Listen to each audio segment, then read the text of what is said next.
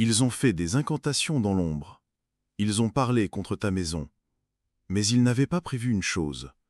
Ta vie est bâtie sur Christ, et ta famille est couverte par le sang de l'agneau.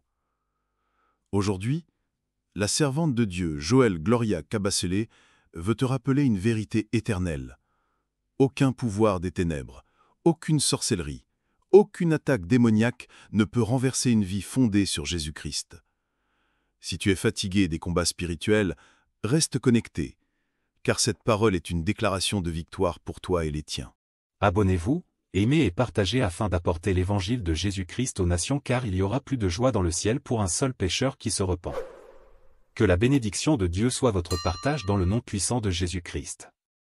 Amen. Ta maison. Lorsque dans une famille, le chef de famille, l'homme, n'est plus celui qui conduit sa famille, mais sa famille est dirigée par sa mère, sa famille est dirigée par son père, le fondement est renversé car il est écrit, l'homme quittera son père, il quitte d'abord qui? Ensuite. Donc celui qui doit contrôler son foyer, c'est lui-même. Le fondement est renversé quand papa commence à diriger le foyer de son fils. Quand maman commence à dire dans la maison de mon fils, je veux telle ou telle autre chose. Quand le fondement est renversé, les portes des idoles sont ouvertes. Lorsque les fondements sont renversés, il faut rebâtir les murs. J'aime cette écriture parce qu'il s'agit de rebâtir non seulement le fondement, mais aussi le mur. Quand tu rebâtiras, le sorcier restera à distance. Ça tombe sur ta maison. Les sorciers ne te feront pas fuir tant que c'est Jésus. Tant que Jésus est le fondement, ainsi que, merci d'écrire, l'enseignement du Christ sera le fondement. Aucun sorcier n'entrera chez toi. Aucun sorcier ne touchera à toi. Et donc le mal ne pourra pas te faire fuir. Christ est le fondement ainsi que l'enseignement du Christ. Les sorciers ne te feront pas fuir tant que c'est Jésus.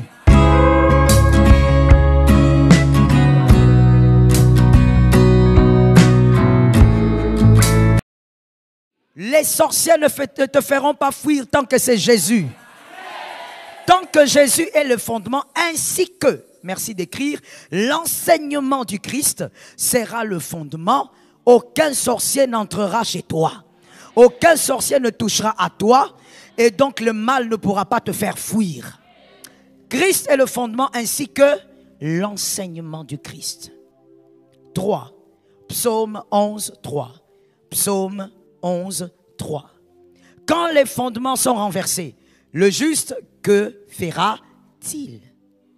Quand les fondements sont renversés, le juste, que fera-t-il? Nous vivons ce siècle-là.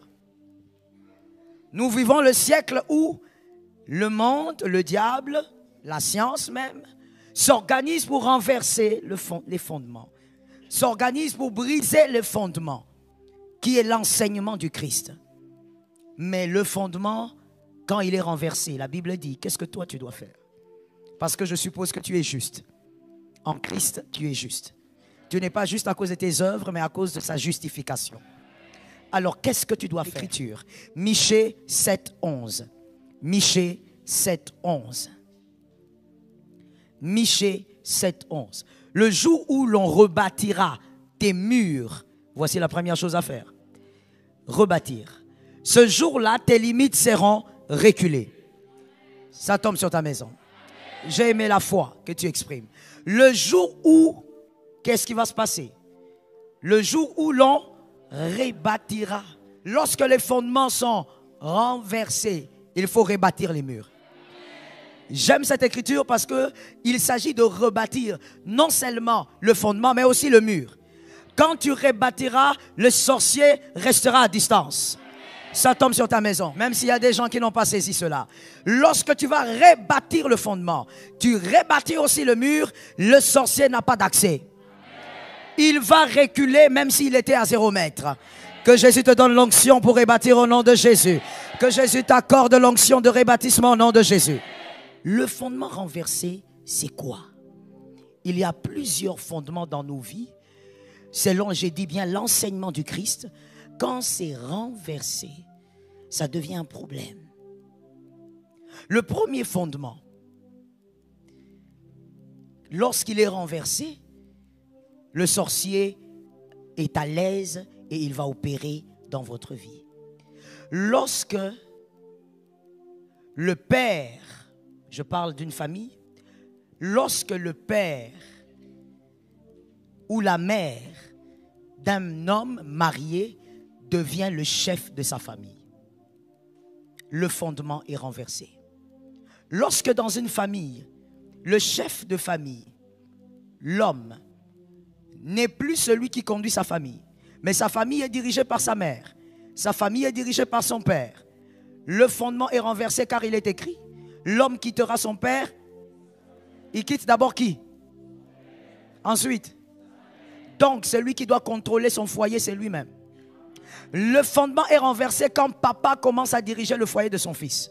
Quand maman commence à dire dans la maison de mon fils, je veux telle ou telle autre chose. Quand le fondement est renversé, les portes des idoles sont ouvertes. Les sorciers pourront atteindre votre vie. Les sorciers pourront atteindre votre famille. Même si vous venez à l'église tous les jours, même si vous êtes très zélé dans la prière, lorsque le fondement est renversé, on ne prie pas, on rebâtit d'abord. Dis à un voisin, si tu pries avec un fondement renversé, tu gaspilles la prière. Tu ne peux pas prier avec un fondement renversé. Peu importe l'amour que la mère a pour son fils, le foyer de son fils n'est pas son foyer. La belle-mère doit rester en dehors du foyer de son fils. La belle-mère doit rester en dehors du foyer même de sa fille. Parce que lorsque je parle, voyez les deux côtés. Lorsque le fondement est renversé, le serpent entre facilement. L'amour ne doit pas détruire. Je te l'ai déjà dit. L'amour doit bâtir. L'amour doit protéger. Mais lorsque le fondement est renversé, voici ce qui arrive. La Bible dit, l'homme doit diriger son foyer, la femme doit bâtir. Un chef dirige, la femme bâtit. Il ne faudrait pas que quelqu'un d'autre vienne diriger ou bâtir. Le fondement, il est renversé.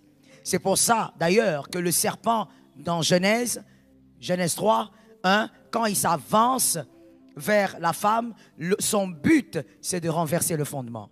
C'est-à-dire l'homme qui a reçu les instructions. Dieu n'a jamais donné les instructions à la femme. Dieu a donné les instructions à l'homme et l'homme a instruit sa femme. Mais le serpent, au lieu d'aller chez l'homme qui avait reçu l'instruction, il va chez la femme. Afin que la femme amène l'homme dans l'erreur. Le fondement a été renversé à quel moment? Du moment où la femme a écouté quelqu'un d'autre plutôt que son mari. Le fondement est renversé, le serpent, le sorcier entre chez vous. Lève ta main droite en disant, Seigneur, délivre-moi du mal. Pendant que je parle, il y a quelqu'un qui me regarde, qui me dit, mais pasteur, vous savez, moi je ne suis pas encore marié, j'ai encore du temps. C'est vrai, je reçois l'enseignement, mais je crois que je ne suis pas très concerné. Mais je veux te dire ceci, tu ne sais même pas si le foyer de ton papa et de ta maman était dirigé par ta grand-mère. Comme la plupart d'ailleurs des familles. C'est la grand-mère qui était en train de diriger et non le père. Et donc, si le fondement était renversé, tu vas remettre les choses en place au nom de Jésus. Quelqu'un a donné un amen. Deuxième fondement renversé, très dangereux, qui donne accès aux sorciers, au diable. Un mari soumis et une femme chef. Un mari soumis. Nous sommes dans la famille, nous sommes dans le foyer. Un mari soumis et une femme chef du foyer. Le fondement est renversé. La Bible dit que l'homme est le chef de sa femme. Et la femme doit être soumise. Monsieur, tu n'es pas le chef de la femme avec qui tu montes sur la moto. Je regarde de votre côté pour que vous me localisez aussi. Peut-être que vous ne me voyez pas bien. Vous n'êtes pas le chef, tu montes sur la moto, tu dis, madame, mademoiselle, toi monte devant, je vais te protéger. Tu ne protèges pas la femme d'autrui. Ce n'est pas ta femme. Tu ne la protèges pas. Oh, ça veut dire quoi? Traduction. Oh, moi je suis un homme, ça veut dire quoi? Le sens de ta masculinité, je veux mieux le dire. Ta masculinité a un sens dans ton foyer. Ça n'a pas un sens, même ici à l'église, ça n'a pas un sens. de rien. Ta masculinité a un sens dans ton foyer, chez toi là-bas. Si tu n'es pas encore marié, supporte ta masculinité. Avale ça. Tu attends quand tu seras marié et tu vas maintenant sortir toute ta masculinité. Tu ne viens pas ici à l'église, tu dis à une sœur, on te donne la place, tu dis non, que moi je veux mettre au coin parce que je suis l'homme. Ça veut dire quoi? Tu n'as pas à protéger la femme qui n'est pas la tienne. Attends ta femme, tu vas la protéger. Donnez un amen. Non, non. D'accord. On a dit le fondement ne doit pas être renversé. L'enseignement du Christ, c'est ça. Tu es chef d'une femme. Tu n'es pas chef de toutes les femmes que tu rencontres. Je répète encore. L'homme, il est chef de sa femme et non des femmes. L'homme est chef de sa propre femme. Une autre femme, tu n'es pas son chef. Tu n'as pas à la protéger. On protège sa femme et ses sœurs aussi. Ça entre aussi. Alors, lorsque le fondement est renversé, un mari commence à se soumettre à sa femme. La femme est devenue chef. L'homme dans son foyer, selon les Écritures, on a dit le fondement, c'est l'enseignement du Christ. Selon les Écritures, l'homme doit respecter sa femme. L'homme doit écouter sa femme. L'homme doit adhérer aussi à certaines pensées, évidemment positives, de sa femme. C'est le respect que l'homme doit donner à sa femme. Lorsqu'un homme ne vous respecte pas, ne restez pas avec lui. C'est dangereux pour votre vie. Mais l'homme ne doit pas se soumettre à sa femme. Est-ce que quelqu'un m'entend? Monsieur, avant que je n'évolue, faites une différence. Parce que je sais que j'ai affaire au bantou, alors je dois préciser ça. Lorsqu'on dit que l'homme ne doit pas se soumettre à sa femme, ça ne veut pas dire que lorsqu'elle te donne un conseil et que tu fais, c'est la soumission. Non, non. Ça, on appelle écouter sa femme. Et elle est ton aide, c'est normal que tu l'écoutes. Le fondement ne doit pas être renversé. L'homme est le chef de son foyer. Qui a entendu? Localise-moi quelqu'un, dis-lui, ce fondement ne doit pas être renversé. Lorsque ce fondement est renversé, le sorcier passe. Madame, toi tu te sens bien, tu te sens que voilà, tu prends le contrôle et tout ça. C'est que tu ne sais pas, c'est que ton foyer est très facile à atteindre. Ton foyer est vide, sans protection. Tout sorcier pourra toucher parce que le fondement a été renversé. Alors écoutons-nous s'il vous plaît. Il y a généralement 5 types de femmes qu'on retrouve dans ce genre de situation où elle devient le chef du foyer et l'homme descend. Il trouve ça normal et des fois même vous verrez cet homme, il est tellement, c'est un comment on va le dire, c'est un démissionnaire. Au point où le monsieur, il trouve des justifications, il dit, bon, on s'est organisé comme ça, hein, c'est pour avoir la paix. Mon frère, la paix, c'est dans le fondement. Le fondement du Christ. Il n'y a pas de paix là-bas, mon frère. Hein? Il y a seulement un problème. Tu as épousé l'une de ces 5 femmes, il faudrait que Dieu te donne la victoire. Le type des femmes qui se retrouvent dans ce genre de situation. Alors, j'ai besoin ici, je vais prendre ici. 1, bleu. 2, 3, 4, 5. Vous êtes célibataire?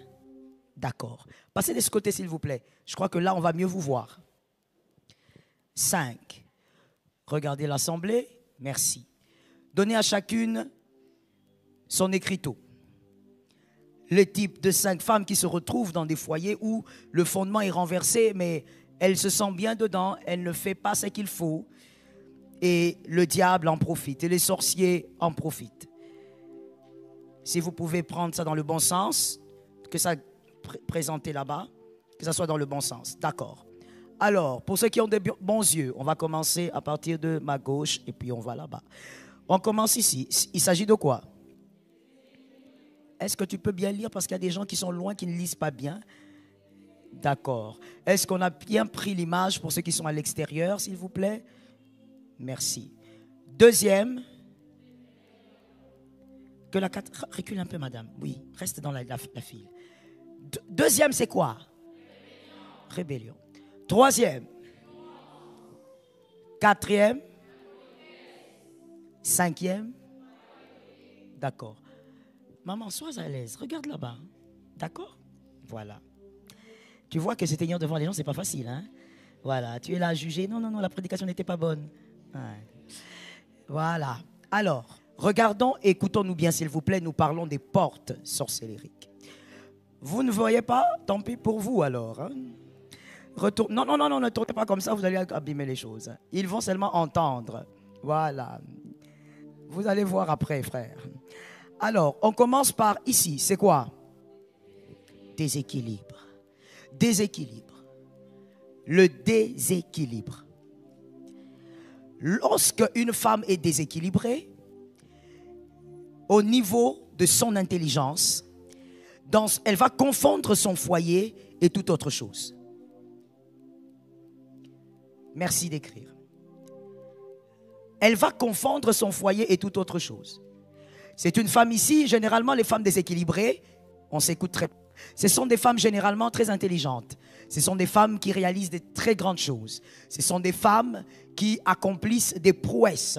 Ce sont des femmes, des fois même, qui sont des self-made, ou on va dire self-woman-made. C'est-à-dire, elle s'est faite elle-même. Elle s'est produite elle-même.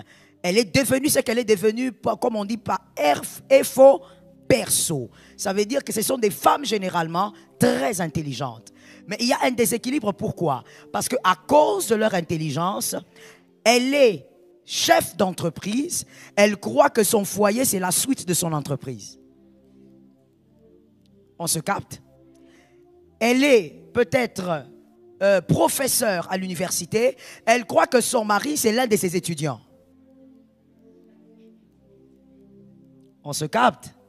Ce qui fait qu'à la maison, elle a tendance à vouloir imposer l'autorité qu'il y a dehors aussi dans le foyer.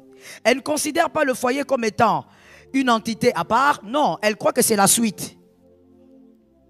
Elle est peut-être responsable à Logefrem. Elle croit que son mari, c'est l'un des chauffeurs qui travaille là-bas. Pour elle, c'est la suite. Elle est peut-être pasteur dans une église. Elle croit que son mari est le fidèle. Pour elle, il n'y a pas de dissociation. Pour elle, c'est la suite. La femme déséquilibrée, voici le profil. La femme déséquilibrée maintenant a besoin de quoi? Vous êtes dans un foyer comme ça, vous n'allez pas envoyer le feu. Les hommes, vous entendez? Oui, il ne s'agit pas d'envoyer le feu. Alors que les sorciers sortent. Non, avant que les sorciers arrêtent d'entrer dans une maison pareille, il faudrait que quelque chose se passe dans la tête de cette femme. Pourquoi je ne parle pas de l'homme? Parce qu'il est écrit, c'est la femme qui bâtit. Donc tout doit commencer d'abord par le cerveau de la femme. Est-ce que quelqu'un m'entend bien? La femme déséquilibrée, merci, on écrit, elle doit remettre les choses à leur place dans sa connaissance. Chaque chose doit rentrer à sa place. Elle doit faire la différence entre son intelligence qui permet d'être un grand leader et le foyer à bâtir dans la soumission. Elle doit placer chaque chose là où ça doit être dans sa connaissance. Est-ce que quelqu'un m'entend? Elle doit mettre de l'ordre dans sa connaissance. Avant d'envoyer le feu, la femme doit mettre de l'ordre dans sa connaissance. Sinon, votre prière est vaine. Vous gaspillez l'onction.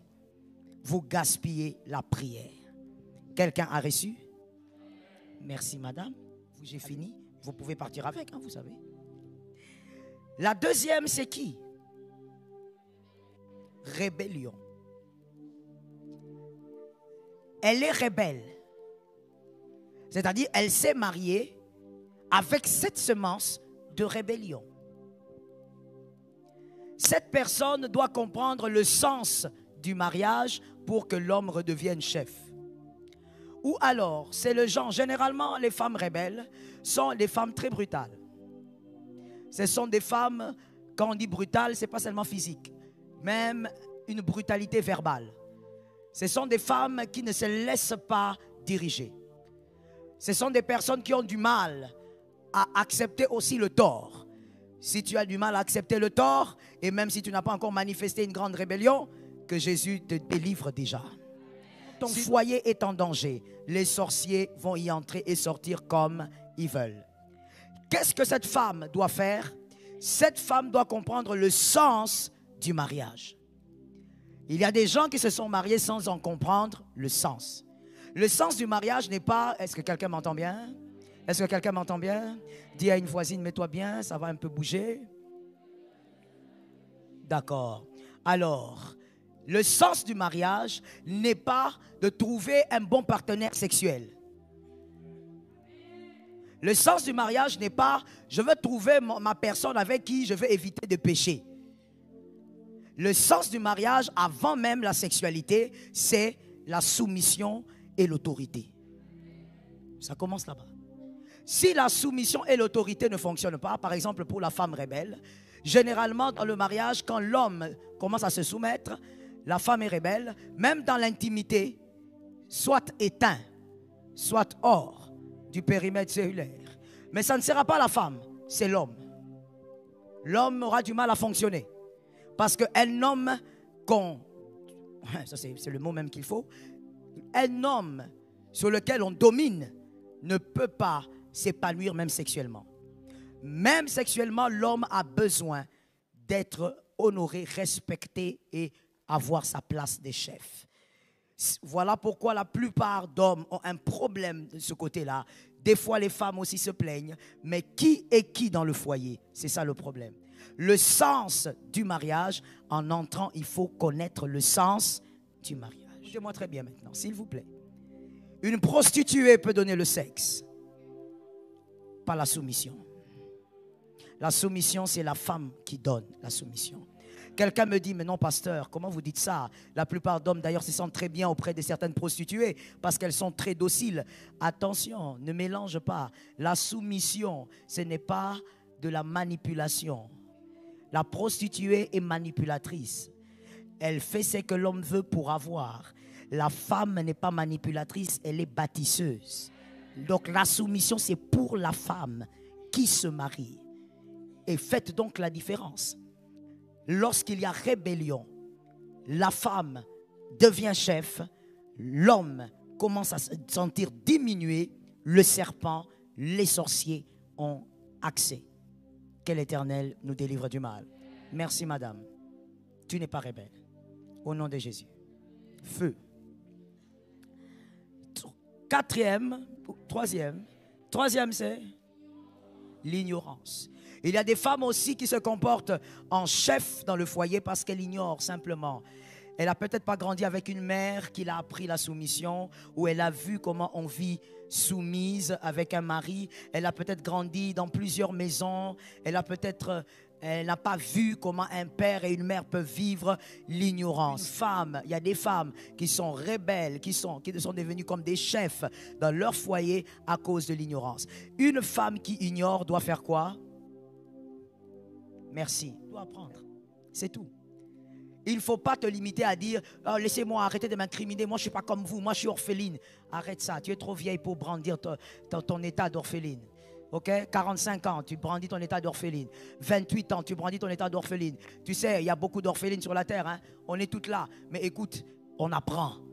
Ce que tu n'as pas connu, décide d'apprendre. Regarde quelqu'un, dis-lui voilà pourquoi tu dois connaître tes déficits. La rébellion, celle-là doit apprendre. Ne va pas dire, moi je ne suis pas comme les autres, je n'ai pas bénéficié. Aujourd'hui tu as grandi, tu dois apprendre. Ce que tu ne connais pas, tu peux apprendre. Tu n'as pas grandi avec un père, tu ne sais pas comment on vit l'autorité d'un homme. Généralement, les femmes qui n'ont pas grandi avec leur père ne supportent pas l'autorité masculine. Si tu ne sais pas, tu peux apprendre. Arrête de te cacher derrière ces gens de boucs émissaires, que les sorciers ne viennent pas régner chez toi. Maintenant qu'une dame lève sa main et me dise au nom de Jésus que le diable ne règne pas chez moi. Merci. Allez-y avec le tréteau. Ensuite, c'est qui? L'impolitesse. Celle-là règne dans son foyer, elle est au-dessus de son mari par impolitesse. Elle est arrogante, elle est impolie. Tout ce qu'on lui dit, elle ne fait pas. Elle est simplement impolie. Ne va pas, monsieur, prier en disant, Seigneur, mais cette sorcellerie ici m'agresse, ça vient d'où exactement? Seigneur, délivre-moi. Oui, Jésus est fidèle, il va te délivrer et la délivrance va commencer d'abord par l'ajustement de la connaissance de ta femme. Une femme impolie, il faut absolument qu'elle soit rééduquée. Est-ce que quelqu'un m'entend? Parce que l'impolitesse est le manque de quelque chose. C'est comme un Fanta sans sucre. C'est comme, on va dire quoi? C'est comme faire du pain, mais sans farine. L'impolitesse est le manque de quelque chose. Il faut qu'elle soit rééduquée. Mais qui va rééduquer cette femme? La parole de Dieu. Le mari ne peut pas rééduquer sa femme. Ce n'est pas sa fille. Il y a des choses qui ne passeront jamais. La parole de Dieu doit faire un travail. Et donc, on voit là-bas l'église, on voit les hommes de Dieu pour aider cette femme. Quelqu'un m'entend? Monsieur, si vous avez une femme impolie, ne l'amenez pas dans votre famille. Ne la faites pas asseoir comme au tribunal devant votre père, votre mère et vos frères. Vous êtes en train d'empirer la situation. Vous détruisez son cœur. Aucune personne sur terre n'aime l'humiliation. Vous humiliez votre femme devant votre famille, c'est vous qui souffrirez à la maison. À la maison, ton papa ne sera pas là, tu seras seul quand on va t'échauffer. Quand on va te mettre les cadenas au lit, tes frères ne seront pas là. Tu vas pleurer dans la langue maternelle. N'humilie pas ta femme, amène ta femme vers les hommes de Dieu. C'est là qu'on pourra l'aider. On va réformer les choses. On va travailler ici. Mais qui peut travailler ici en dehors du Saint-Esprit? Il n'y a que le Saint-Esprit. Et le Saint-Esprit, il sait comment il va travailler, avec quelle vitesse il va travailler. Il faut que cette femme soit seulement disposée à changer. Disposée à vivre une autre vie. Est-ce que quelqu'un m'entend? Il faut un travail spirituel, mais aussi un travail de proximité. Il faut lui apprendre à dire, il faut lui apprendre, pas à dire, parce que c'est une personne, ce n'est pas un animal. Tu ne dois pas lui apprendre à dire, demande pardon. Non, non, non, ce n'est pas un animal, ce n'est pas un chat, c'est une personne. Donc, tu dois plutôt introduire dans sa connaissance la raison pour laquelle il faut demander pardon. Tu ne vas pas lui dire « dis pardon ». Tu vas lui faire comprendre pourquoi il faut dire pardon. Merci, madame. La dernière, la royauté. Alors ici, je vais aller assez vite, mais je fais un effort pour me faire comprendre. Quand je parle de la royauté ici, je parle des femmes, surtout pour nous en Afrique, qui sortent des familles royales. Il y a des femmes dont la lignée, elle est royale. Ça fait peut-être des générations. Il y avait des rois dans leur lignée. Elle a le sang royal. Lorsque tu épouses une femme, monsieur, tu dois savoir qui tu épouses. Est-ce que quelqu'un m'entend bien?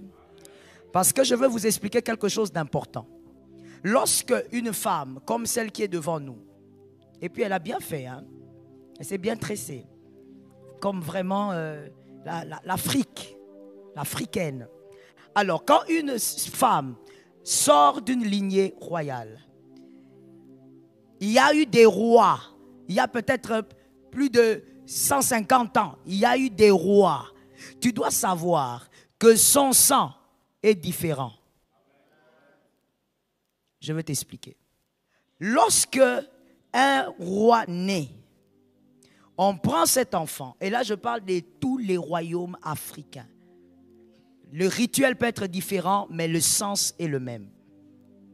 Le localise un frère, dis-lui, écoute ce qu'on dit là-bas. Merci. Le rituel peut être différent, mais le fond reste le même. On prend l'enfant, garçon, supposons, hein, généralement, dans la plupart des royautés, ce sont les hommes qui sont sur le trône.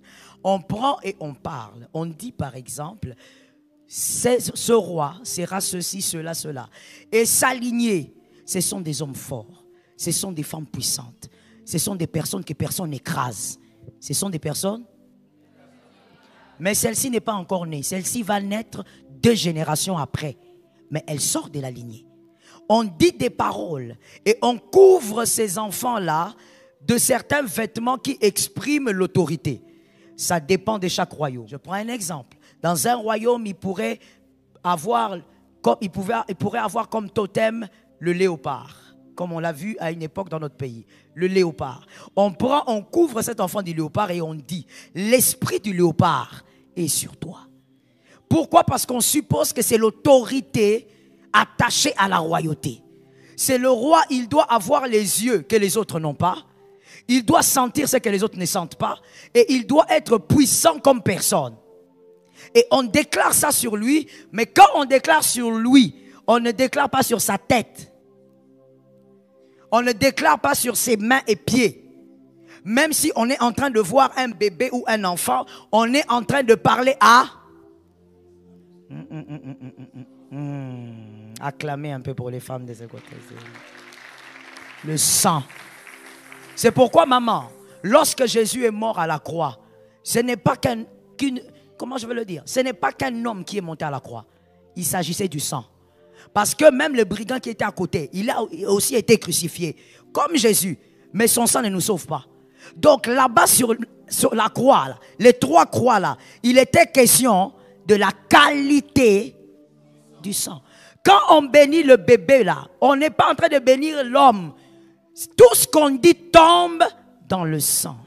Et dans sa lignée, tous ceux qui naissent vont naître avec ce qui a été dit. Tu es puissant, tu as l'autorité d'un léopard. Et quand cette fille naît des années après, peut-être même des siècles après, à Kinshasa, une maman ordinaire met au monde sa fille, sans savoir que son mari sort de la lignée royale, cette fille a l'autorité de... Une femme comme ça, elle ne doit pas se marier à n'importe qui. Est-ce que je me fais entendre? Elle ne doit pas se marier à n'importe qui, même si elle reçoit Jésus dans sa vie, même si l'enseignement passe. Mais il faut que l'homme qui va l'épouser soit capable d'avoir une autorité qui absorbe l'autorité royale.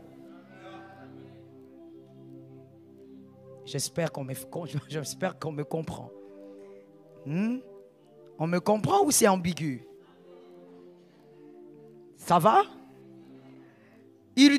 Cet homme-là, voilà pourquoi je disais aux hommes tout à l'heure, quand vous vous mariez, sachez qui vous prenez. Il y a une femme qui peut être bonne pour celui-ci, mais quand celui-là la prend, il ne la supporte pas. Est-ce que quelqu'un m'entend? En dehors de la parole de Dieu qui va la transformer, comme il y a cette autorité en elle, il faut qu'elle épouse un homme capable d'absorber aussi cette autorité. Maintenant, quel est ce type d'homme? C'est le type d'homme, on m'écoute bien, même si tu écrivais, regarde-moi d'abord. C'est le type d'homme qui ne doit pas seulement être enfant de Dieu, non. C'est le type d'homme dont dans la destinée est aussi appelé à la grandeur. Parce que lorsqu'un homme, Dieu, je ne vous dérange pas, j'espère, hein? Je peux? D'accord. Lorsqu'un homme est appelé à la grandeur, je donne un exemple. Tu es appelé par exemple à devenir président, ministre d'État. Avant ta naissance, Dieu te donne cette autorité dans les seins. La Bible dit, je t'ai établi quand? Dans les seins de ta mère. Il t'a établi dans les seins de ta mère. Ce n'est pas seulement pour les prophètes. Il t'a établi, si tu dois être ministre, il t'a établi ministre dans les seins de ta mère. Et il t'a donné l'autorité des hommes qui doivent être puissants sur la terre. Nous allons voir un parcours. On va dire, oh, il a étudié au campus, il a fini, il a commencé à travailler, il est devenu député, il est devenu ministre. Nous, on voit le parcours, mais la vérité est que tu es né avec l'autorité. Recalise quelqu'un, dis-lui, il s'agit de naissance. Parle bien à quelqu'un, t'apporte quelqu'un, dis-lui, il s'agit de naissance. Est-ce que tu comprends jusque-là, maman? C'est pourquoi, en réalité, rappelez-vous, je ne sais plus c'était quand, mais l'un de ces 14 jours, je vous ai dit, si tu veux bien te marier, connais-toi. Lorsque tu te connais, tu sauras qui prendre. Il y a une femme, celle-là, elle est de la famille royale. Elle n'est pas une mauvaise femme. Mais seulement comme toi, tu n'as pas la puissance et l'autorité sur la terre. Toi, tu as été appelé à être maître à l'école primaire, qui est magnifique, hein? Ce sont des hommes qui ont fait de nous ce que nous sommes aujourd'hui. Si nous arrivons à bien écrire, c'est à cause de ces hommes-là. D'accord. Alors, cet homme-là, il est enseignant d'école primaire. Quand tu te mets avec une femme comme ça, même si la parole de Dieu a rempli sa vie, tu vas rencontrer à certains moments certains obstacles. Ce n'est pas lié à son cœur, c'est lié au sang. Il faut qu'elle épouse quelqu'un qui a été aussi envoyé sur terre pour régner dans un domaine. On se comprend bien. Voilà pourquoi on le dit aussi autrement. Hein. Je sais que beaucoup d'hommes de Dieu le disent aussi autrement. Que lorsque tu te maries, tu dois épouser celui qui te ressemble. Faites attention avec cette réalité. Il y a beaucoup de femmes qu'on a considérées mauvaises. Elles n'étaient pas mauvaises. Ses origines la rattrapent. Il faut un homme d'une certaine carrure. Oui. Il faut un homme d'une certaine carrure pour absorber l'autorité de son sang. Est-ce que quelqu'un m'entend bien? Avant de juger une personne, connais-la bien. Si tu ne peux pas bien la connaître, alors évite de juger. Il y a cette réalité qui a causé beaucoup de problèmes dans le foyer et ouvert les portes à la sorcellerie. La femme a été épousée par un homme, mais qui ne devait pas l'épouser. Son autorité se manifeste toujours. Même quand elle demande de l'eau. Et son mari dit, oh, demande de l'eau comme ça. Traduction, qu'est-ce qu'il y a? Pourquoi tu me demandes? Et elle s'est dit, oh, qu'est-ce que j'ai fait? Je t'ai demandé de l'eau. Non, ne me demande pas de l'eau comme ça. C'est-moi bien, demande bien, demande bien. Le problème, ce n'est pas elle, ce n'est pas aussi toi. Mais en même temps, le problème, c'est vous deux. Vous vous êtes retrouvés mal. Ce n'est pas le sang qui devait rencontrer ta destinée. Toi, tu devais seulement prendre une femme ordinaire, dont les origines aussi sont ordinaires. Ce n'est pas tout homme. Il faut un homme appelé à une grande destinée. Et celui-là, depuis le sein, il a reçu l'autorité. Il a reçu aussi le pouvoir. Est-ce que quelqu'un me capte bien? Par là, j'ai envie de dire à quelqu'un, choisis très bien. Il ne suffit pas. Voilà pourquoi moi, je serai toujours d'accord avec. Hein. Je pense que c'est peut-être jusqu'à la fin de ma vie. Je ne pense pas que je changerai, en tout cas en ce domaine-là, en cette matière-là. Moi, je suis d'accord que nos parents, nos arrières, nos aïeuls étaient tellement intelligents, tellement sages de dire, quand il s'agit du mariage, il faut choisir les familles. Je serai toujours d'accord avec ça. Oui. Que ce soit les parents. Peut-être qu'il faut un petit équilibre dans le sens où le père ou la mère choisit directement la fille. Mais moi, je suis d'accord avec la famille. C'est-à-dire que la famille dit, non, nous autres, on ne peut pas épouser là-bas. Ils savaient pourquoi ils ne disaient pas là-bas. Généralement, ce n'était pas lié que à l'opulence ou au matériel. Mais c'était lié à certains fondements, à certaines origines. Comme dans nos villages. Oh, je bénis l'Afrique. L'Afrique est extraordinaire. Comme en Afrique, à l'époque de nos aïeuls, ils s'intéressaient aux origines. Les histoires d'antan étaient connues par maison. On savait que non, cette famille-là est arrivée dans ces villages comme ça. C'est leur grand-père qui avait fait ça. C'est elle-là qui était venue comme ça. À cause de l'histoire de chaque famille, les familles évitaient d'entrer à certains endroits. Et ce n'était pas faux. Ce n'était pas mauvais. Aujourd'hui, les jeunes veulent, non, la liberté. Je veux prendre qui je veux. Même dans le bar, il y a une bonne femme. Va. Va. On va te mettre au monde de l'enfant. L'enfant là, toi, on te met au monde. Pourquoi vous riez déjà? Elle va mettre au monde un enfant, tu regardes Libanais.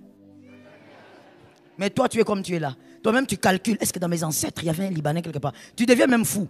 Parce que tu ne peux pas imaginer que ta femme a fait ça. Attention. Attention aux mensonges dissimulés par le diable. Il y a des endroits où tu as 0,2% de chances de trouver une bonne personne. Que l'Éternel te donne la victoire. Vous êtes bénis. Que Que Dieu t'aide et que tu ne laisses pas cette porte s'ouvrir. Lorsque tu te maries, lorsque tu te marieras, pendant que tu es marié, respecte le fondement. Est-ce que quelqu'un m'entend? Voilà pourquoi même pour certaines choses, madame, voici l'intelligence que je donne à une dame. Pour certaines choses, lorsque ton mari est tout le temps en train de dire, non mais on fait comment? On fait, à des moments tu regardes, tu dis, décide. Oui, c'est toi qui bâtis. C'est-à-dire que en tant que femme, tu as aussi la responsabilité de veiller sur les limites, de veiller sur les fondements. Chaque chose doit être à sa place. Tu remarques qu'il te met un peu trop en avant. Tu t'arrêtes un peu, tu dis, monsieur, on va faire comment? Non, mais ma chérie, parle, non? Tu sais que toi, tu as une sagesse. Tu le regardes, tu dis, oui, oui, j'ai une très grande sagesse, mais j'attends que tu décides. Il faut des fois éviter certaines attitudes. Pourquoi? Le fondement doit être respecté. Est-ce que quelqu'un m'entend bien? Que Jésus nous donne la victoire. Deuxième porte dangereuse, les querelles. Proverbe 17, 19. Le diable aime créer des querelles. Les querelles, Proverbe 17, 19. Proverbe 17, 19. Il y a une très grande opération sorcellérique pendant les querelles et après les querelles. Quelqu'un a écrit, lorsque les querelles commencent,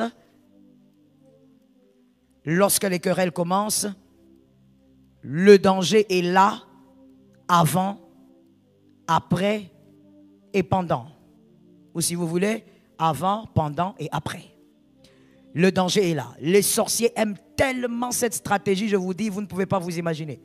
C'est la stratégie qu'ils utilisent aussi même pour les églises, et toutes les églises confondues. Les querelles. Quand tu vois les querelles commencer à se lever beaucoup à un endroit, comprends que les sorciers sont en activité. Il faut faire taire la sorcellerie. La sorcellerie, on ne badine pas avec, il faut la faire taire. Celui qui aime les querelles aime le péché. Celui qui élève sa porte cherche la ruine. C'est-à-dire la porte des querelles. Quand on te dit, calme-toi, mon frère, arrête de dire Nazamuku Amoko. Traduction, arrête de dire que je suis fort, moi j'ai la force des gorilles. Mon frère, attention, tu élèves les murs des querelles, c'est la ruine qui va venir. Ruine, ça veut dire destruction de tout. Pourquoi la destruction de tout? Moi, je me suis juste querellé avec une sœur, avec un frère. Parce que le monde spirituel va prendre le contrôle. Pendant que vous vous querellez, d'ailleurs, je vais te dire, généralement, en dehors des fois où les querelles émanent d'une incompréhension simple, mais généralement, ce sont les sorciers qui créent les querelles. Ils attisent les querelles, ils envoient un vent, ils soufflent sur vous. Tu vois, comme vous êtes assis là, peut-être à la fin du culte, vous êtes peut-être assis dans un coin, les sorciers passent par là, ils passent, ils vous voient, ah bonsoir, un bonsoir. Et toi tu regardes, tu dis une belle dame comme ça, même ton bonsoir change. Bonsoir maman. Or, maman sorcière, quand elle passe là, elle souffle sur vous. Quand elle souffle, vous restez, la causerie est bonne. À un moment donné, oh mais toi tu exagères, toi si tu penses que tu es qui, toi tu crois que dans cette église tu es quoi? C'est fini. Lorsque ça monte, vous continuez à élever le mur, sachez que les sorciers vont vous terminer. Pendant que vous vous élevez dans les querelles et même quand vous vous séparez, dans cet état, la porte reste ouverte. C'est un jeu, terrain de jeu pour les sorciers. Tu vas voir un sorcier avec les maillots écrits Messi. Il va jouer avec toi comme Messi joue avec le ballon. Comme Méchac joue avec le ballon. Il va te marmailler. Ne blaguez pas avec les querelles. Il y a des gens ici, avant même de venir, tu t'es querellé. Et avant de dormir, pour toi, c'est comme un rituel. Tu te querelles toujours avant de dormir. Et quand tu te querelles, tu as l'impression que tu as oublié quelque chose. Tellement que tu vis comme ça. Ne normalise pas ça. Il y a des choses que tu as ratées cette année parce qu'on t'a volé. Les sorciers sont entrés, donne-moi un amen normal. Tu as blagué avec ça. Une vie normale, une vie équilibrée ne peut pas être une vie à problème. Toi, quand tu ouvres ta bouche, tout le monde sait que tu vas blesser les gens. Tout le monde sait que toi, tu ne supportes pas. Mon frère, écoute, sur cette terre, sois délivré de cette phrase. Moi, je ne supporte pas qu'on me dise ça. Tu es qui? Tu es qui? Même Dieu, Jésus, qui est Dieu, on l'insulte, il ne fait rien. On dit qu'il n'est pas Dieu. Il donne à ces gens-là la vie. Ils se réveillent le matin. Toi, tu es qui pour dire, moi, depuis que je suis né, même ma maman. Mais ta maman avait un problème alors. Comment ta maman t'a éduqué de manière à ce que tu te dises que toi, on ne te parle pas d'une certaine manière. La vie n'est pas comme ça. Dans la vie, tu auras ce que tu ne veux pas des fois. Dans la vie, on va te dire ce que tu n'as pas envie d'entendre. Dans la vie, on va des fois t'amener là où tu ne veux pas aller. Dans la vie, des fois, tu vas subir ce que tu ne veux pas subir. C'est ça la vie des adultes. Toi, tu crois que tu es dans un dessin animé? Tu n'es pas dans Clémentine. Qu'est-ce que tu crois? Non, moi, je ne supporte pas. Parce que tu es qui? Tu es quel volcan? Cite toi-même le nom de notre volcan. Tu n'es pas Nirangongo. Tu n'es pas. Tu dois supporter aussi dans la vie que quelqu'un s'élève, il parle, il chauffe, il s'allume. Tu regardes, tu te tais, tu te calmes. Parce que de toutes les manières, c'est dans le calme aussi qu'on prend des bonnes décisions. Toi, à chaque fois qu'on te dit une seule phrase, tu avances. Si tu savais ce que tu faisais, si tu savais combien les sorciers aimaient ton attitude. Des fois, ils regardent, ils disent, ah, celle-là, on ne va pas faire d'effort. Oh, elle, on est habitué. On va juste lancer un peu. On sait que ça ne rate pas. Tu ne supportes pas. On vient, on te dit, écoute, tu avais mal lavé les vêtements. Tu dis quoi? Ah, tu t'es rappelé de toi, hein? Tu dis quoi? Tu vas laver ça toi-même à partir d'aujourd'hui, je t'ai dit. Mais donc, toi, on ne peut pas te dire que tu as mal fait quelque chose. Mais qui va te le dire? Parce qu'en réalité, tu dois avoir quelqu'un qui te dit.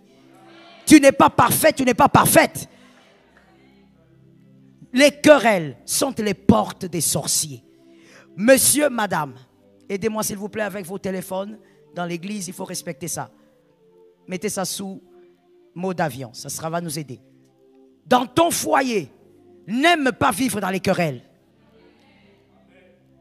Monsieur, ne va pas allumer les querelles là où il n'y a pas lieu d'être. Non, la souris là est jaune. Non, elle n'est pas jaune. Des fois même, ce n'est pas une souris, c'est un rat. Non, toi tu ne connais pas les rats. Toi tu n'as pas bien étudié, ça c'est une souris. Qu'est-ce que vous voulez? Pourquoi vous devez aller là-dedans? Non, toi tu ne comprends jamais quand je parle. Ah bon, pourquoi tu parles comme ça? Parce que toi tu as étudié, moi je n'ai pas étudié. Tu ne sais pas que moi je n'ai pas étudié parce que je me suis sacrifié pour toi. Qu'est-ce que vous faites? Les querelles invitent les sorciers. Que Jésus vous donne la victoire. Est-ce que tu sais que dans la vie, regarde-moi bien, tu vas le dire à ton frère. Est-ce que tu sais que dans la vie, des fois il faut laisser certaines choses rester telles qu'elles sont? Aide-moi à dire ça à quelqu'un. C'est-à-dire, par exemple, tu causes avec quelqu'un. C'est toi qui as la bonne information. Tu lui donnes l'information. La personne dit non, c'est pas ça. Mais elle n'a pas la bonne information. Tu laisses. Mais, my goodness, why are you worrying? Pourquoi tu souffres? Tu laisses. Mais toi, tu te laisses manipuler par les sorciers. Non, non, non. Toi, tu joues avec moi. Moi, j'ai la photo. Je vais te montrer la photo. Mais attends, vous êtes en train de vous battre. Il y a un trophée. Il y a quoi? Il y a de l'argent en jeu. Mais grandissons, s'il vous plaît. Il ne veut pas comprendre. Tu laisses. D'accord. Ah bon? D'accord. Oui, d'accord. Tu as raison. Le problème avec toi, c'est que quand l'autre veut avoir raison, toi, tu as une boule qui te monte ici. Tu as envie seulement de t'exprimer, de lui démontrer que c'est toi qui as raison. La vie n'est pas faite comme ça. Tu n'es pas obligé d'avoir raison. Que Dieu te délivre du mal. Mon frère, dans la vie, sur la terre, mariage ou pas mariage, lorsque on vit en communauté avec les humains, évidemment, il faut savoir que plusieurs fois ça va t'arriver de prendre ta raison, de porter ça et de partir avec. Ça veut dire que là où tu es parti là, on a cru que tu as eu tort alors que tu avais raison. Tu ne te bats pas, tu ne te disputes pas, tu ne forces pas. Tu n'as pas besoin de ça. Moi, je ne sais pas comment vous faites, vous êtes forts. Mais que Dieu, en tout cas, vous soutienne, que le diable n'en profite pas. Tu es toujours là à la défensive. Ou à la défensive. À chaque fois qu'on te dit quelque chose, tu dois te justifier. Non, non, non, non, non, ce n'était pas comme ça. Attends, attends, attends. D'accord, j'ai compris. Non, non, non. Qui est caca? Traduction. un peu, je vais t'expliquer une minute. Je vais t'expliquer. Mais tu n'es pas obligé de te justifier. Tu peux aussi te taire. Et la vie continue, monsieur. Et celui qui veut avoir raison, même si tu lui accordes la vie, continue. Ta taille ne change pas. Ton âge ne change pas. Ton âge reste le même. Ton corps reste. Tu te bats pourquoi? Tu attires des obscurités sur toi pour rien. Que Dieu nous donne la victoire. Troisième, n'est-ce pas? La dépendance financière. Donne-moi 2 Corinthiens 9, 10. Donne-moi 2 Corinthiens 9, 10.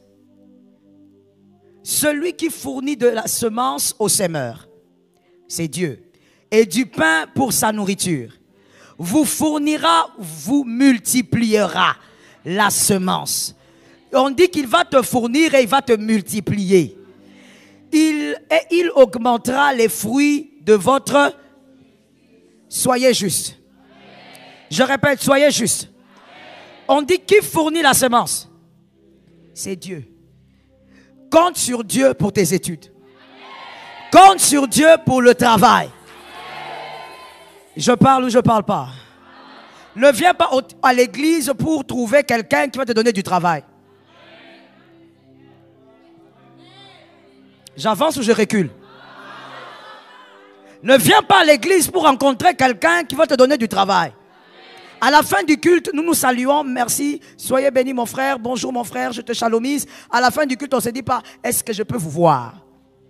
J'ai cherché à vous voir au bureau, mais on ne me laisse pas entrer. Non, l'église, ce n'est pas pour ça. On vient à l'église pour tous être transformés par la parole de Dieu. Est-ce que je peux choquer? Alors je dis à quelqu'un, tu es venu chercher qui à l'église? Merci, Jésus. Tel que tu es venu chercher Jésus, celui que tu crois avoir du travail pour toi est aussi censé être à l'aise de chercher Jésus. Tu ne dois pas venir ici, tu fais fuir les gens, mon frère. Tu dois compter sur Dieu, c'est lui qui donne. Il va te multiplier. Laisse à Dieu choisir les voies qu'il veut. Mais ne force pas. Oh, vous savez, j'avais dormi et j'ai rêvé. Vous m'avez donné $500, c'est vous. Je vous dis. Pourquoi tu es aventurière comme ça? Mais est-ce que vous ne savez pas que lorsque vous faites ça, vous parlez à quelqu'un comme ça, la personne à qui vous parlez a un cerveau?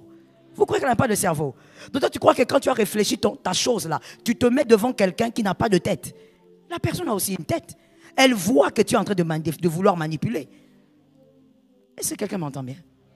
Oh non, je dormais, j'ai rêvé que j'ai ramassé de l'argent. Quand j'ai ramassé, j'ai regardé, j'ai vu une porte écrite José. C'est toi, José, tu dois me donner de l'argent. Compte. La Bible est claire, c'est lui qui donne. S'il va utiliser les hommes, c'est toujours Jésus qui a donné. Yes, voilà pourquoi je te communique une sagesse. Lorsqu'un homme te fait du bien, remercie d'abord Dieu. Après d'avoir dit merci à Dieu, dis merci à la personne. Parce que sans Dieu, personne ne te ferait du bien. C'est Dieu qui envoie les cœurs des hommes vers toi. Que Jésus te délivre du mal. La dépendance financière, une porte sorcellérique aussi terrible. Les sorciers aiment garder les gens dans la dépendance financière. On va comprendre pourquoi. Mais avant d'aller là-bas, expliquons un peu légèrement et rapidement ce que c'est. La dépendance financière. Lorsque vous vous plaisez à dépendre d'un homme ou d'une femme financièrement, voici ce qui va arriver. Vous allez vous habituer à la mendicité. Et celui qui s'habitue à la mendicité invite l'esprit de pauvreté en lui. Il invite l'esprit de pauvreté. Celui qui s'habitue à la mendicité invite l'esprit de pauvreté. La pauvreté est d'abord un état d'esprit. Lorsque tu invites cet esprit en toi, tu commences à réfléchir comme un pauvre avant même que Dieu ne t'amène à la victoire. Parce que tu t'es habitué à la mendicité. J'avais dit, je crois hier, je ne sais plus, même en famille, puisqu'on parle des familles, en famille, on a la responsabilité de s'entraider, mais de ne pas vivre dans la mendicité. Lorsqu'on vit dans la mendicité, dans la famille, mon frère, ma soeur, si tu aides ton frère à vivre comme ça, ce n'est pas de l'amour, tu es en train de créer des problèmes pour l'avenir. Est-ce que quelqu'un m'entend bien? Est-ce que je peux choquer quelqu'un ici? Est-ce que je peux choquer quelqu'un? Tu dois savoir que lorsque toi tu acceptes la mendicité, c'est-à-dire que tu dépends toujours de ton grand frère, tout, même le caleçon c'est lui, les études c'est lui, et tu te plais à aller là-bas chez lui à la maison, tu écartèles tes pieds, tu es là pour demander tous les jours, quand tu vas te marier, c'est lui aussi qui fait la dot, c'est lui qui organise tout, quand ta femme va accoucher, c'est lui qui paye l'accouchement, quand le bébé va naître, l'enfant là ne restera pas bébé, l'enfant va grandir. Et l'enfant va te voir vivre dans la mendicité. Et donc, tu vas créer un... Merci. Tu vas créer aussi un mendiant. Tu vas créer une mendiante. À un certain âge, quand tu vas dire à ton fils, oh, mais les frais scolaires, oh papa, il faut qu'on aille voir l'oncle qui donne les frais scolaires. C'est maintenant ton fils qui te rappelle qu'il faut partir. C'est ta fille. Est-ce que ce que je dis n'est pas ici? Ce que je dis ici, est-ce que ce n'est pas ici? C'est maintenant ton fils qui commence à te dire, il faut partir. Parce qu'en grandissant, c'est tout ce qu'il a vu. Il y a des personnes qui sont nées, ont grandi, n'ont jamais vu leur père travailler. Papa s'est levé, partir comme ça, non jamais. Même pas pour le bureau, même un autre travail, ça veut dire sortir, aller entreprendre. Il y a des personnes qui ont grandi, se sont même mariées, n'ont jamais vu ça. Pourquoi? Parce que papa quémande toujours chez le grand frère. Et dans certains cas, pire, chez le petit frère. Écoute-moi très bien. Lorsque l'autorité du petit frère est plus grande que celle du grand frère, c'est la malédiction déjà. Est-ce que quelqu'un m'entend bien? Joseph est devenu autorité parce qu'il y avait une malédiction. Les grands frères avaient fait l'interdit. Ruben, le grand frère, a couché avec les femmes de son papa. Dieu l'a déclassé. Ne crois pas que c'est une bénédiction. Je suis le Joseph de ma famille. Évite un peu, parle un peu. Ça veut dire choisis quel côté de Joseph tu dois être. Parce que être puissant alors que tes grands frères ont l'œil sur toi, c'est la malédiction qui est sur la famille. Donne-moi un amen. Que cette malédiction sorte de ta famille au nom de Jésus. Lève-moi ta main droite, dis avec moi au nom de Jésus. Dans ma maison, tous mes enfants seront puissants. Tous mes enfants seront glorieux. J'invite l'onction des actes des apôtres. Puissance sur tout le monde. Dans la chambre haute, le feu s'est allumé sur toutes les têtes. Et les femmes et les hommes, il y avait le feu. Quand tu mettras au monde tes enfants ou sur tes enfants vivants, je dis au nom de Jésus que personne ne quémande chez l'autre. L'esprit de pauvreté. Lorsque l'esprit de pauvreté est là, il y a quelqu'un qui va dire, moi j'attends que mon frère meure. Parce que c'est qu'il a pour moi. J'attends qu'il meure. Il y a des gens qui réfléchissent comme ça, mon frère. Ne t'en fais pas. Mais ils le disent proprement. Tu vas écouter quelqu'un dire, oh, pourquoi vous voulez que je me casse la tête comme ça? Alors tout ce que mon frère construit là, c'est pour qui? Ne sais-tu pas qu'il a des enfants? L'esprit de pauvreté. Voici encore un autre dégât que cause la dépendance financière, que les sorciers aiment. Ça donne l'accès à la sorcellerie d'imposer la malédiction. Celui qui te donne peut ne pas être sorcier. Mais si celui qui te donne murmure, le sorcier peut utiliser le murmure. Et automatiquement, ta vie entre dans la condamnation. Celui qui te donne, même s'il t'aime beaucoup, il ne peut pas être là comme une source en train de te donner tout le temps. C'est pourquoi il n'y a que Jésus qui est appelé la source. Parce que lui, non seulement il ne tarit pas, mais il ne se plaindra jamais. Un être humain, même si c'est ton jumeau, un jour il va dire, ah, ils n'ont même pas pitié de moi. Les paroles que celui qui se plaint libère, les sorciers peuvent localiser cela pour te condamner. Que Dieu te donne la victoire. Et il y a aussi notre stratégie sorcellerie que j'ai vue. Regardez-moi ici s'il vous plaît. Vous allez chez quelqu'un de la famille. Vous demandez de l'argent. Cette personne-là vous donne. Non, avant qu'elle ne vous donne plus tôt. Cette personne-là donne à monsieur. Il lui dit, va donner à notre cousin là, il a demandé de l'argent. Or, celui-ci est rempli de sorcellerie. Et celui-ci, quand il prend, il dit que le cousin, par exemple, s'appelle Jean-Marie, que Jean-Marie sèche. Il maudit l'argent avant que Jean-Marie ne touche. Toi, Jean-Marie, quand tu touches, tu dis, ah, merci, c'est Grand qui m'a envoyé. Oui, c'est Grand qui t'a envoyé l'argent. Or, cet argent n'est pas de l'argent, c'est une condamnation. Tu vas, tu fais avec ce que tu veux, mais depuis le jour où on t'avait donné cet argent, je sais qu'il y a des gens comme ça ici. Alors, on m'écoute bien. Depuis le jour où on t'avait donné cet argent-là, ta main a séché. Même les gens qui te donnaient de temps en temps ne te donnent pas. Depuis le jour où tu as touché un montant quelconque venant de quelqu'un, la sorcellerie aime ça. Que l'Éternel te donne la victoire. Est-ce que quelqu'un me capte bien? Que cette porte se ferme. Dans ta maison, que personne ne vienne toucher à ce qui est à toi, mais aussi que tu sortes de toute forme de dépendance. Est-ce que j'ai entendu un amen? Shalom bien-aimés dans le Seigneur, j'espère que vous avez aimé cette vidéo. Abonnez-vous et partagez pour porter l'évangile de Jésus-Christ aux nations. Merci de faire partie de notre famille merveilleuse Jésus-Christ. Que Dieu vous bénisse abondamment.